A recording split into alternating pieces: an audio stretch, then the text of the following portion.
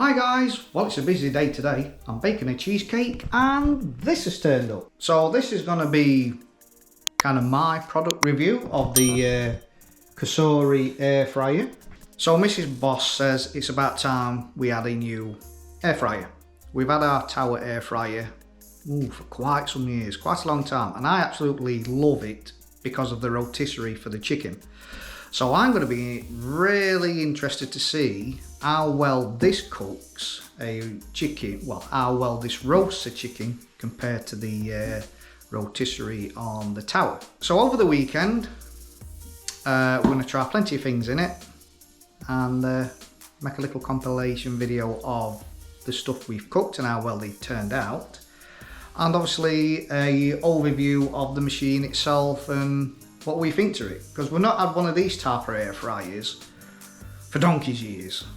We used to have, like, you know, a single drawer air fryer, then we switched to the Tower because of the 3 stacking system and the rotisserie, and we absolutely love that. But this is going to be brilliant because of obviously the 2 drawers, so you can put your like roasting veggies in there and a chicken. 8.5 litre capacity, rapid heat circulation, a shape reminder, viewing windows, dual baskets, preheat function, safety features. The air fryer automatically pauses when you remove the basket. Well, I think they all do that. Adjustable time and temp. All components are dishwasher safe, brilliant for us. Non-stick materials, and it does loads of functions. I'm not sure how many there is in total. So these are all the different functions it has. Air fry, reheat, grill, dehydrate, preheat, shape. Yeah, apparently there's shape reminder, you know, shape them fries up. Motion detected in the front yard. Bacon roast. Let's crack it open and have a look. So, yes, exciting day today. And Mrs. Boss is in bed because she's been working night, so she'll be happy to see the machine's arrived. Right, let's get it out of the box and have a look. It's out of the box, and the first thing I have noticed, which I think is very impressive, let me just spin this around, is these.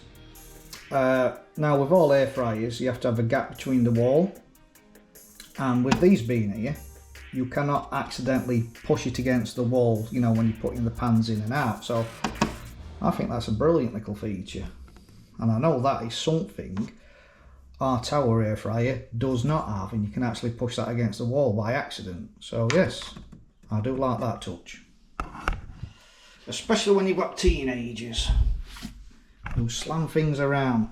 So on the top we've got like a little quick guide for about your sink finishes and sink cooking, and some cooking tips. And then so we'll just peel that off like so. And then before you get started, there's packing inside. Before plugging in, remove the baskets and discard all material. Satisfying bit. Ooh, so satisfying. So in these drawers, we've got a cardboard box.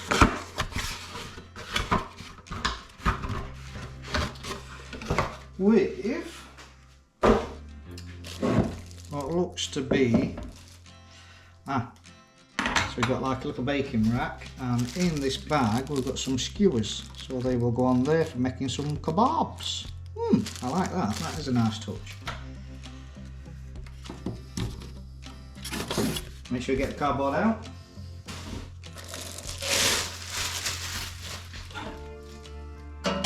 And that would sit in there like so if you want to use the rack. Right, so it comes with these plates which fit down in there. That is a pretty snug fit, but they will fit in there. Obviously all this needs to be washed first because of the manufacturing process. There might be some residues on, and same with this one.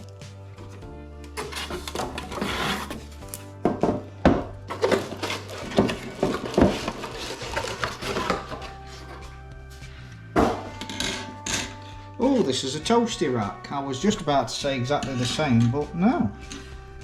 It's a toasty rack.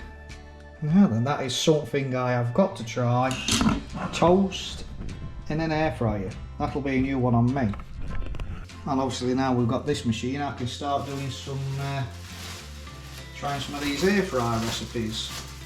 Because the towered air fryer, well, it's not really like an air fryer, it's more or less just like electric oven. So like nowadays you can go to Iceland, buy a bag of, say, I don't know, let's say fish fingers, and it'll say air fryer 15 minutes or 10 minutes, and then normal cooking time in an oven will take, what, 20 to 25. If you did them for 10 minutes in that other machine, they're not cooked, you know, because it has to be done to the same amount as an oven. So this will help speeding cooking processes up. Right, so let's turn him on for the first time. Oh, so we've got a little button here. Forgive the flickering, it's because obviously the camera only records at 60 Hz. So there we go. The glossy finish, I've got a funny idea that'll be like a magnet.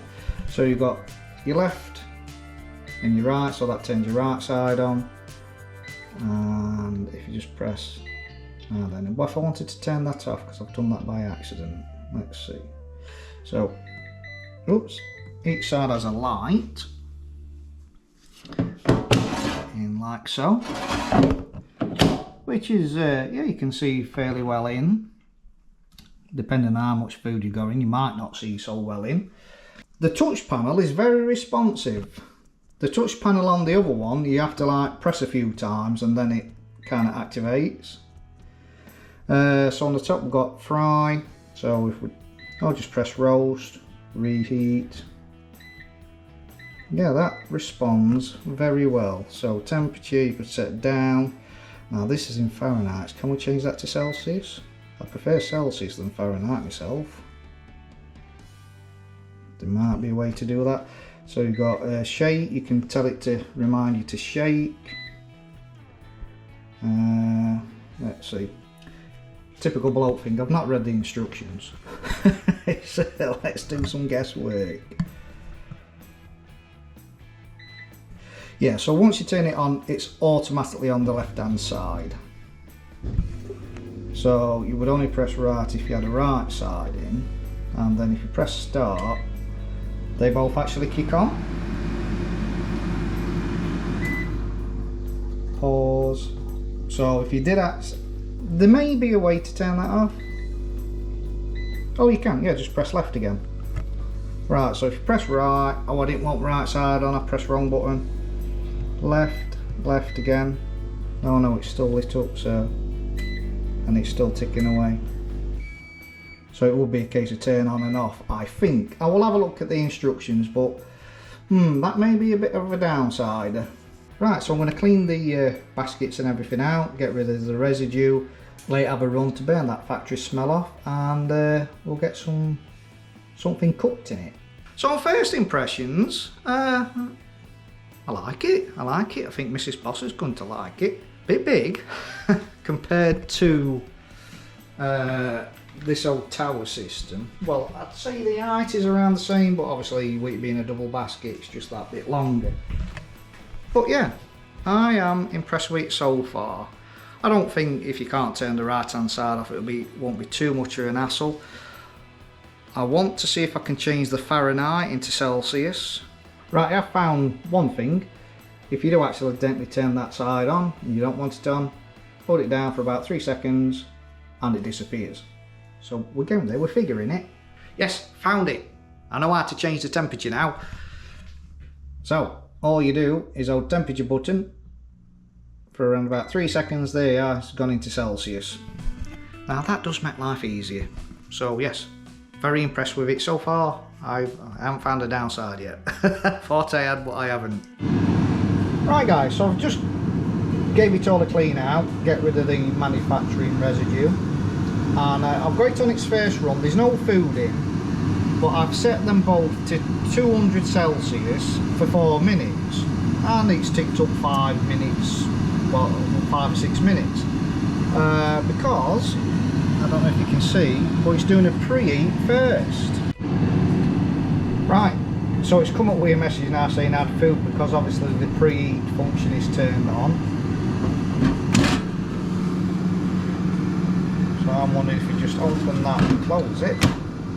Now the 4-minute timer has started. Ah, very handy function that is. Another tick. Right. For the first test, I put a frozen sausage roll in. Let me turn the light back on. Which is just in there, and I put it on the rack instead of that plate, just to see what it's like. Set it for 25 minutes. The preheat function was on again, so you can turn it off and on the fly. Same with the shake, you turn it off and on the fly, but obviously with the sausage roll you don't need to shake it. So we'll be back in about 24 minutes.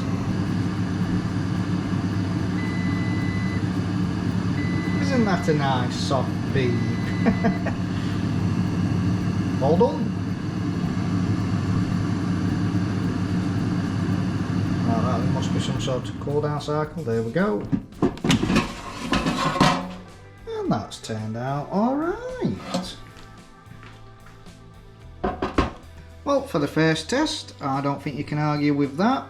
No burnt bits, so first test, success. Kids are back from school, so the next thing I'm going to try is some chips with some fried fillet burgers. So I'm going to put chips in one, burgers in other. Okay, so put some chunky chips in this side, the fillet burgers in that side. Oh look, the lights come on automatically. Make them feel at home. So we need to turn the right hand side on, and these take, let's see, 180 at 200 for 25 minutes. So put that to 180 for, come on, 25 minutes. And the chips, 200 for 25 to 30 minutes. So we'll put them on for, oops, 200 for 30 minutes, and then I can try the sink finish. So that one should go first, that one should stop there. Ooh, this is exciting, isn't it? Air fry and stop. So that one's on hold, that one started going. Alright, they both just reached the end of their cycles. Okay, let's check out the chips. They don't look too bad, do they then? Yeah, so they're not too bad. More colour than the old air fryer, if I'm absolutely honest. They look like they've cooked nice. I've not turned them over, I've left them as is, because in my view this grill has got holes, so the air should be able to penetrate underneath as well. But yeah, they absolutely look alright. Yeah, so I've just broke one in half, tried it.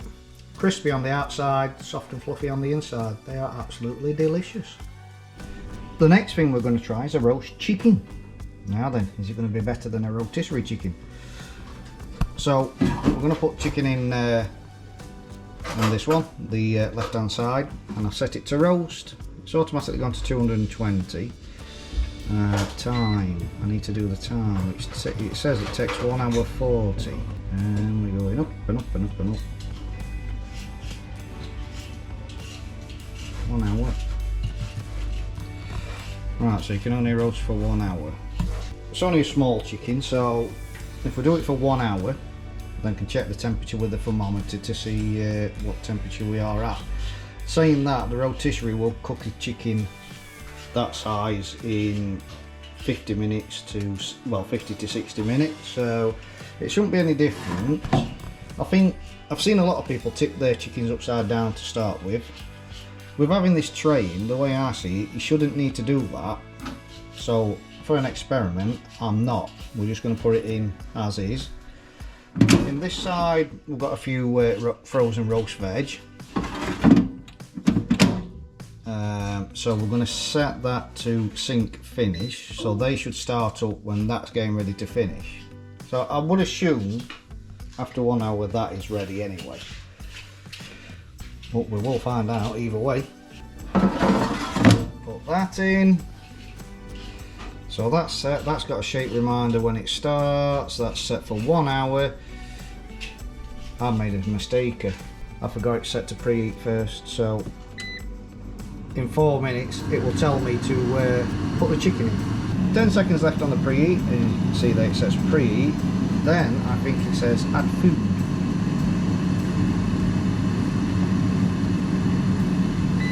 There we go, add food. Right. Add the chicken. Yeah, that's sizzling straight away. And with the clean hand, put that in. And there we go, off it goes. Right, so that's had 1 hour. You can see it's at 191, so it's definitely cooked all the way through. And we'll get it on a plate and see what it's like underneath. So as you can see, underneath's gone crispy, and we did not do it underneath to start with, so I would say that it's cooked all right. Right, it's now Thursday, and we've had the machine since Friday. Tried loads of different things with it over the last few days and got on with it very well. I did find that if you accidentally say you turn the right hand side one on and you didn't want it on, if you hold the button for 3 seconds it will deactivate that. Yeah, so far really impressed with it, found no issues. The chicken we did on Sunday, it was lovely and gorgeous. I've still not made my mind up if it's better than rotisserie, not sure, but yes, underneath cooked very good without turning it over, well, without turning it upside down first. So now I've got the air fryer, I can start adding some air fryer recipes to the channel too. So look forward to those coming. Yeah, so like I say, just an average bloke's review of the machine. So if you're looking for an air fryer and you're wanting a dual draw one, I would say definitely give this one a consider. Cooks the food beautifully. As you've seen with the chicken, I didn't need to tip it upside down. It got underneath and cooked underneath as it should, you know. You see a lot of people tip it upside down for 30 minutes first and put it in. There was no need for that. It was perfect temperature all the way through. Nowadays you can buy frozen food and it will say a specific time for an air fryer, which obviously you can do that in this one. Our old machine, you couldn't do that. It had to be done at the oven guidelines. 10 out of 10 from me with this one. We absolutely do love it, and like I say, look out for some air fryer videos coming. Found this video helpful, please leave a thumbs up, really helps me spread to other people, and consider subscribing, and we'll catch you in the next one. Love you, bye.